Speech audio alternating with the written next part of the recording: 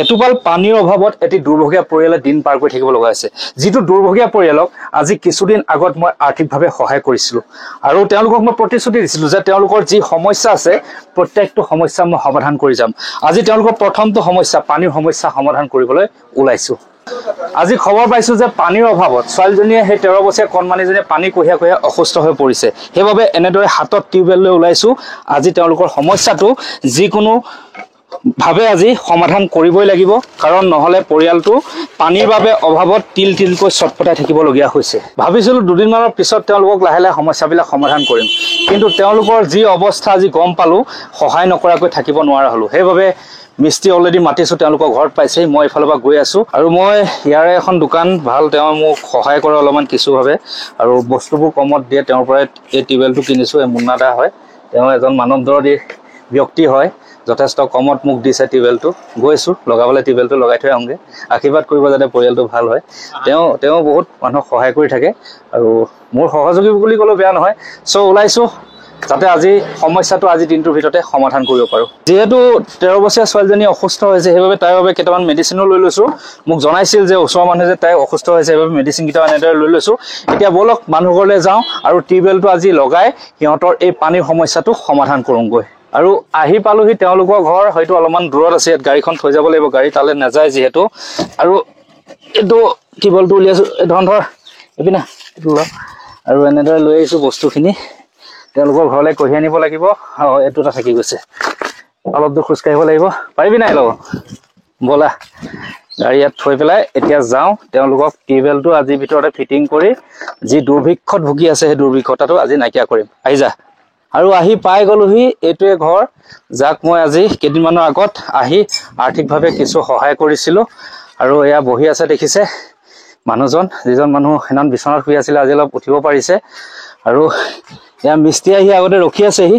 এডাল হেণ্ডেল লক, টিউবৱেলটো লৈ আন, এদিন লৈ আন। আজি টিউবৱেল লাগি যাব, পানীৰ কাৰণে চিন্তা কৰিব নালাগে দেই। আজি টিউবৱেল লগাই দিম, ইয়াত টিউবৱেল ফিটিং হ'ব ধুনীয়াকৈ।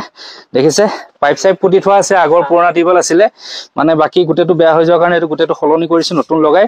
সিহঁতি আজি বহুত দিন ধৰি পানী মানে কঢ়িয়াই আছিলে বহুত দূৰৰ পৰা। সেইটোৰ বাবে আজি এইটো সমস্যা, প্ৰথমটো সমস্যা সমাধান কৰিব লৈছোঁ, মোৰ দিয়া প্ৰতিশ্ৰুতি ৰক্ষা কৰি। আৰু মই যে কৰিছিলোঁ তেওঁলোকৰ 13 বছৰীয়া ছোৱালীজনী পানীৰ অভাৱত পানী কঢ়িয়াই কঢ়িয়াই এনেদৰে অসুস্থ হৈ পৰিছে, এই শুই আছে। মই যি মেডিচিন লৈ আহিছোঁ, মেডিচিন মানে তাই অলৰেডি অলপমান সুস্থ হৈছে। তাই ডায়েৰিয়া হৈছিলে ন, আৰু পেটৰ বিষ হৈছিলে খুব। টিউবৱেল মাৰি মাৰি আঁতৰৰ পৰা য'ত পানী আনিবলৈ যায় কঢ়িয়াই কঢ়িয়াই পেটৰ বিষ হৈছিলে, হয় নাই? বহুত অসুস্থ হৈ পৰিছিলে। ভালে আছানে মিনি? গাটো ভাল লাগিছে? মই কেইটামান মেডিচিন লৈ আহিছোঁ দেই তোমালৈ। মেডিচিনকেইটা তুমি খাবা। ইয়াত মই এইটো ভিটামিন দিছোঁ, তাই দুৰ্বল হৈ আছে যিহেতু। ভালকৈ খোৱাবা হা। আৰু এতিয়া গাটো ভাল লাগিছে নাই অলপ?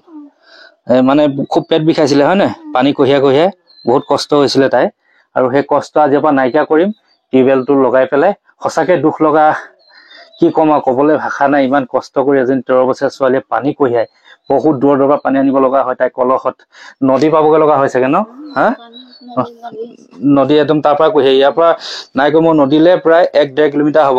এনেকে এই 13 বছৰীয়া ছোৱালীজনী যেতিয়া এনেকে কোলাত টিউবৱেল মানে কোলাত এনে কলহ লৈ পেলাই পানী কঢ়িয়াই থাকে, কিমান কষ্ট হ'ব পাৰে। আৰু সেই কষ্ট হৈ হৈ তাই আজি এনেদৰে মানে অসুস্থ হৈ পৰি গৈছে। কিন্তু আজিৰ পৰা মই কথা দিছোঁ, ইহঁতৰ এই কষ্ট কমি যাব এই টিউবৱেলটো লগোৱাৰ পিছত। এইগৰাকী মাতৃ, যিগৰাকী মানুহে আজি 3টা বছৰে মানুহৰ আগত খুজি মাগি খুৱাই আছিলে এই পৰিয়ালটোক, মই সেইদিনাখন কৈছিলোঁ।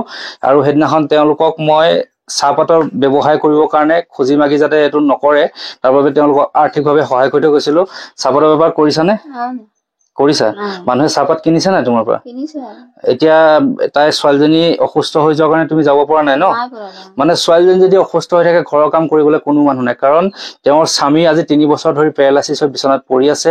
আৰু যিটো ল'ৰা আছে শাৰীৰিকভাৱে অক্ষম এজন ল'ৰা, ক'বলৈ মানে ভাষা নাই। সেইবাবে মই বহুত কথা চিন্তা কৰি মেলি তেওঁলোকক কৈছিলোঁ যে যিহেতু মানুহৰ ঘৰত খুজিবলৈ যায়, মই খোজাটো বন্ধ কৰি পেলাই তেওঁলোকক চাহপাত ব্যৱসায় কৰিবৰ বাবে আজি এসপ্তাহমান হৈছে ন মই সহায় কৰি থৈ যোৱা।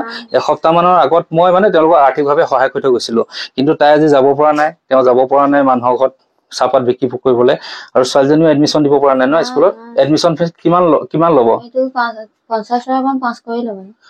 মানে 450 টকা ন স্কুলত এডমিশ্যন হৈ যাব চিন্তা কৰিব নালাগে মই দিয়া দিম ছোৱালীজনী মই স্কুলত এডমিশ্যন দিয়া দিম বুলি কৈছো কথা দিছো তেওঁলোকক স্কুলত এডমিশ্যন ছোৱালীজনী পঢ়িব লাগিব 13 বছৰ ছোৱালী তাই ক্লাছ 5 ত পঢ়ি আছিল ন এটা 6 পাবগে ন কোন স্কুলত পঢ়ে এমই স্কুলত পঢ়ে হয় না তাই স্কুল যাব চিন্তা কৰিব নালাগে আৰু তাই ভাল হ'ব দৰব দিছো তাৰপিছত তুমি বেপাৰলৈ যাবা হা আৰু আমাৰ মিস্ত্ৰীয়ে টিউবেল ফিটিং কৰি আছে প্লেট ফিটিং কৰি লৈছে প্ৰথমতে মিস্ত্ৰী আজি পানীটো ওলাব লাগিব কিন্তু ওলাই যাব একদম ওলাই যাব ন বহুত কষ্টত আছে মানুহ ঘৰ বহুত কষ্ট আছে গম পাইছে নে আৰু সেই গম পালো ছোৱালীজনী এনেকে পানী কঢ়িয়াই কঢ়িয়াই দুৰ্বল হৈ যাব আজি টিউবেলটো ফিটিং কৰাই দিছো মানে কি কম মানুহ ঘৰৰ চাৰিফালে সমস্যাই জৰ্জৰিত হৈ আছে এটা সমস্যা সমাধান কৰিবলৈ মই আজি সময় দৰকাৰ হৈছে বহুত কাৰণ তেওঁলোকক যদি মই প্ৰথম অৱস্থাটোত তেওঁলোকক চলিবলৈ কিবা এটা দিলো এটা নেক্সট টিউবেল ফিটিং কৰিছো তাৰ পিছত ঘৰখন দেখাইছো ঘৰৰ অৱস্থাটো আপোনালোকক দেখাইছো ঘৰো গোটেই ভগা চিগা আছে ঘৰ ৰিপেয়াৰিং কৰিবলৈ আছে বনাবলৈ আছে সেইখিনি কেতিয়া কৰিব নাজানো মাত্ৰ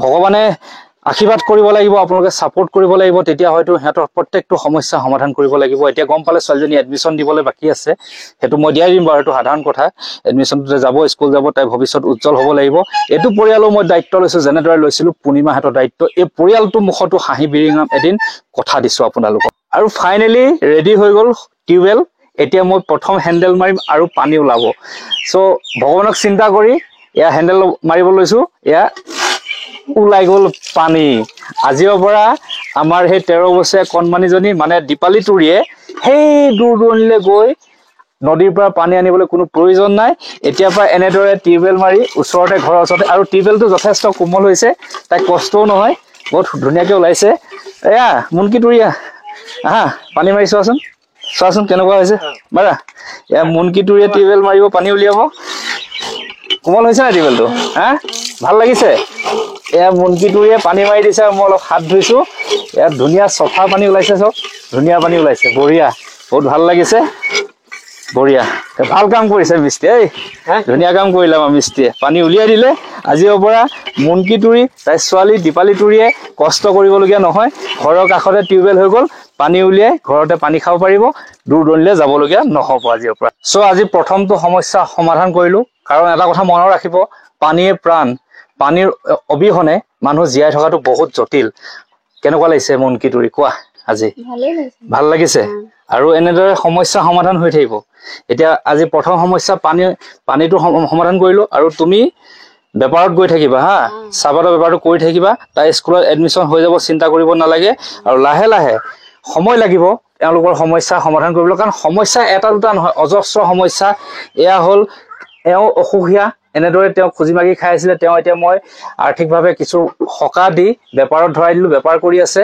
মানুহে পইচা বাকি কৰা নাই নহয় নাই কৰা নহয় আৰু তোমাক চিনি পাইছে চাগে বহুতে হয় না চিনি পাই পেলে দিছো চাগে দিব মানুহে সহায় কৰিব আৰু তেওঁ যাৰ ঘৰে চাহপাত বিকিবলৈ নাযায় কিয় 2 টকা বেছিকে দিব আৰু এটা সমস্যা এও 3 বছৰ ধৰি পেৰালাইছিছ হৈ আছে লৰা মানে শাৰীৰিকভাৱে অক্ষম মই কৈছো এটা দুটা সমস্যা নহয় বহুত কেইটা সমস্যা আছে আৰু মিস্টাৰ বিটুৱে এই পৰিয়ালটোৰ প্ৰত্যেকটো সমস্যাই ঈশ্বৰক চিন্তা কৰি সমাধান কৰি যাবলৈ চেষ্টা কৰিব কথা দিছো অসমবাসী ৰাইজ আছে গতিকে চিন্তা নকৰো যেনেদৰে এটা পৰিয়াল পূৰ্ণিমাহতক সুস্থিৰ কৰিলো এই পৰিয়ালটো ভগৱানে আশীৰ্বাদ কৰক লাহে লাহে যাতে তেওঁলোকক আগুৱাই দিব পাৰো সেই পোহৰৰ দিশে সো ধন্যবাদ মুনকি তুৰি ভালে থাকক দীপালি তুৰি ভালে থাকক আৰু তেওঁ স্বামী এই অসুস্থ স্বামীজনো সদায় ভালদৰে থাকক খাই বৈ জীয়াই থাকক তাকে কামনা কৰি আজি ভিডিঅটো ইয়াতে সমাপ্ত কৰিছো আপোনালোক সদায় লগত থাকিব এই পৰিয়ালটোক যাতে মই সমস্যাৰ পৰা উদ্ধাৰ কৰি এক পোহৰৰ দিশে আগুৱাই নিব পাৰো সো বিদায় মাগিছো ধন্যবাদ